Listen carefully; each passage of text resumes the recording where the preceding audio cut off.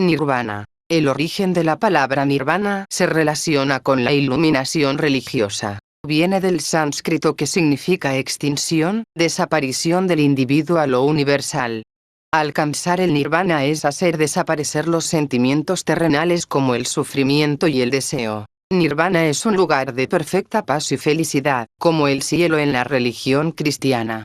En el hinduismo y el budismo, el nirvana es el estado más elevado que alguien puede alcanzar, un estado de iluminación, lo que significa que los deseos y el sufrimiento individuales de una persona desaparecen. Nirvana es un concepto en las religiones indias, budismo, hinduismo, jainismo y sijismo, que representa el estado último de liberación soteriológica.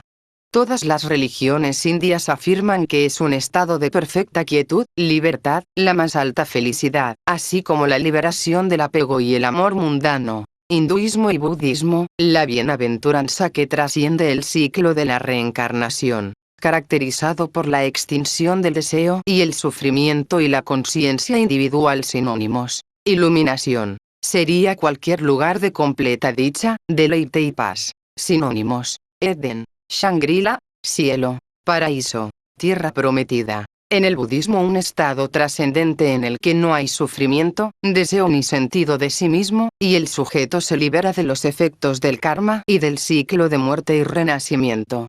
Representa el objetivo final del budismo. En la definición espiritual, nirvana es una antigua palabra sánscrita que significa algo así como extinguir, con la connotación de extinguir una llama. El término nirvana en el sentido soteriológico de estado de liberación apagado, extinguido no aparece en los Vedas ni en los Upanishads. Según Collins, los budistas parecen haber sido los primeros en llamarlo nirvana. Esto puede haber sido un uso deliberado de palabras en el budismo temprano, sugiere Collins, ya que Atman y Brahman fueron descritos en los textos védicos y Upanishads con la imagen del fuego, como algo bueno, deseable y liberador. Collins dice que la palabra nirvana proviene de la raíz verbal soplar en forma de participio pasado soplar, que significa fuera. De ahí que el significado original de la palabra sea apagarse, extinguirse. Sin embargo, el significado budista de nirvana también tiene otras interpretaciones. L.S. Cousins dijo que en el uso popular el nirvana era el objetivo de la disciplina budista, la eliminación final de los elementos mentales perturbadores que obstruyen un estado mental pacífico y claro, junto con un estado de despertar del sueño mental que inducen. El nombre nirvana es de origen inglés. El significado de nirvana es desaparición, extinción, del alma. Es la bienaventuranza final que trasciende el sufrimiento, el karma y el samsara y se busca especialmente en el budismo a través de la extinción del deseo y la conciencia individual. En resumen, nirvana es un término que se encuentra en los textos de las principales religiones de la India, el hinduismo, el jainismo, el budismo, y el sijismo.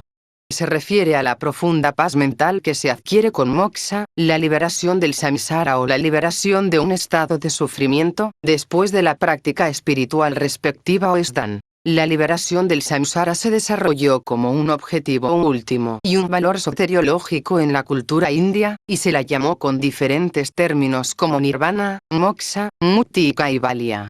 Este esquema básico es la base del hinduismo, el jainismo y el budismo, donde el objetivo final es el estado atemporal de moksha o, como los budistas parecen haberlo llamado por primera vez, nirvana. Aunque el término aparece en la literatura de varias tradiciones indias antiguas, el concepto se asocia más comúnmente con el budismo. Algunos escritores creen que el concepto fue adoptado por otras religiones indias después de que se estableció en el budismo, pero con diferentes significados y descripciones, por ejemplo, el uso de moksha en el texto hindú Bhagavad Gita del Mahabharata. La idea de moksha está relacionada con la cultura védica, donde transmitía una noción de amrta, inmortalidad, y también una noción de un mundo atemporal, no nacido o el punto inmóvil del mundo que gira, de tiempo. También era su estructura atemporal, el conjunto subyacente a los rayos de la invariable pero incesante rueda del tiempo. La esperanza de vida después de la muerte comenzó con la idea de ir a los mundos de los padres o ancestros o al mundo de los dioses o al cielo. Los primeros textos védicos incorporan el concepto de vida, seguido de una vida futura en el cielo y el infierno basada en virtudes acumulativas, mérito, o vicios, de mérito. Sin embargo, los antiguos rishis védicos desafiaron esta idea de la vida después de la muerte como simplista, porque la gente no vive una vida igualmente moral o inmoral.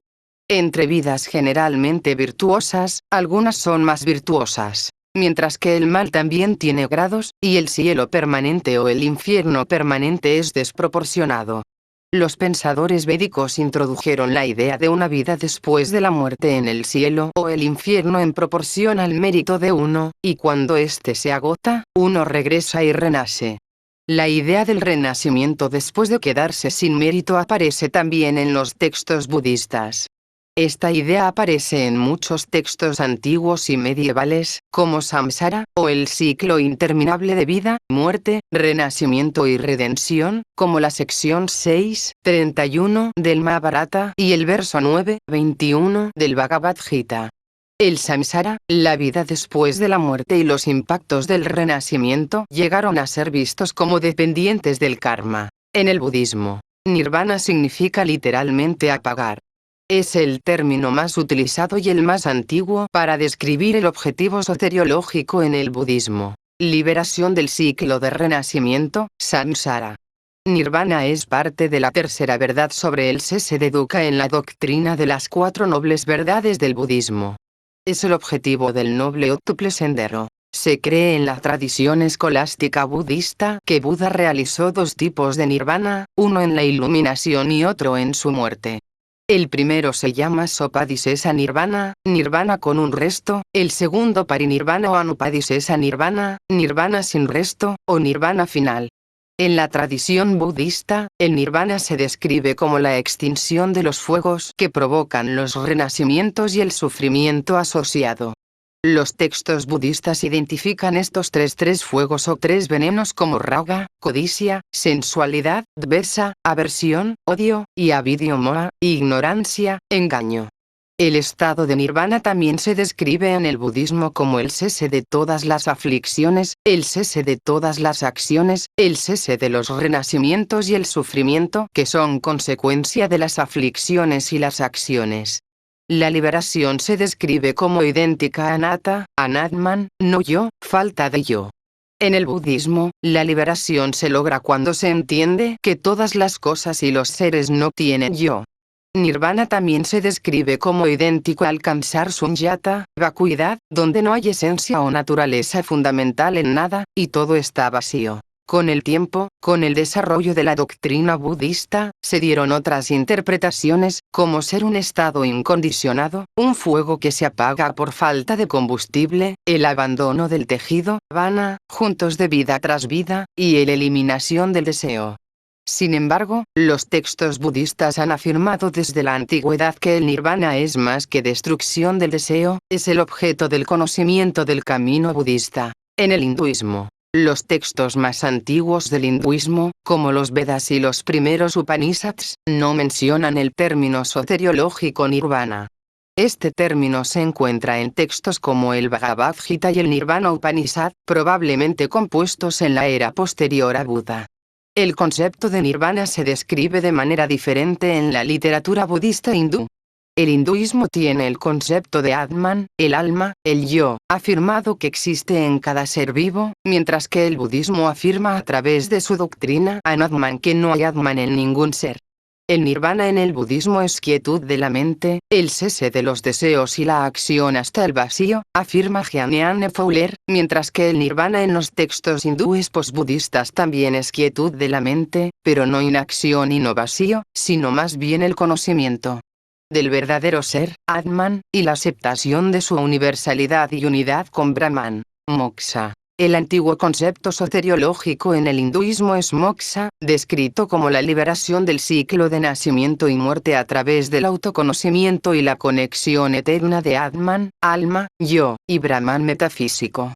Moksha se deriva de la raíz muk que significa libre, soltar, soltar, liberar. Moksha significa liberación, libertad, emancipación del alma. En los Vedas y los primeros Upanishads, aparece la palabra Mukyate, que significa ser liberado o liberado, como un caballo de su arnés. Las tradiciones dentro del hinduismo afirman que hay múltiples caminos: sánscrito, marga, hacia moksha; jnana marga, el camino del conocimiento; bhakti marga, el camino de la devoción; y karma marga, el camino de la acción. Brahma Nirvana. En el Bhagavad Gita, el término Brahma Nirvana aparece en los versículos 2, 72 y 5, 24, 26 del Bhagavad Gita. Es el estado de liberación o liberación, la unión con el Brahman. Según Ishvaran, es una experiencia de dichosa ausencia de ego. Según Sainer, Johnson y otros eruditos, Nirvana en el Gita es un término budista adoptado por los hindúes. Sainer afirma que se usó en textos hindúes por primera vez en el Bhagavad Gita, y que la idea en el verso 2, 71, 72 de suprimir los deseos y el ego también es budista.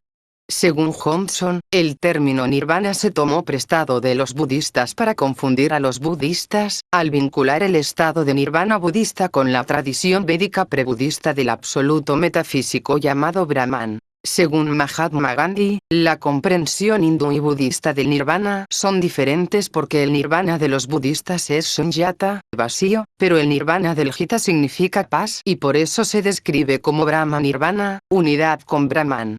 Sin embargo, en 1926, Gandhiji pronunció una serie de discursos sobre el Gita en el ashram de Sabarmati en los que explicó que no había diferencia entre el nirvana mencionado por el señor Buda y el nirvana del Gita. Se refirieron al mismo estado. Relató cómo una vez el Buda se había desmayado mientras ayunaba y una mujer le puso unas gotas de leche en los labios. ¿Le despertó el apetito la leche? No. Al contrario, se dio cuenta de Dios poco después. El nirvana del Buda era solo una aparente inercia, no shunya la nada.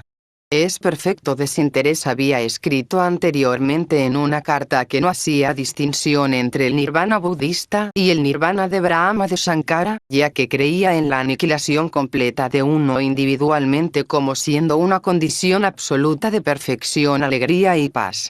Los términos moksha y nirvana a menudo se usan indistintamente en los textos jainistas. Risabhanata, que se cree que vivió hace más de 1.000.000 de años, fue el primer tirthankara en alcanzar el nirvana. Uttaradiana Sutra proporciona un relato de Sudarman, también llamado Gautama, y uno de los discípulos de Mahavira, explicando el significado del nirvana. Kesi, un discípulo de Parshva. Hay un lugar seguro a la vista de todos, pero de difícil acceso, donde no hay vejez ni muerte, ni dolor ni enfermedad.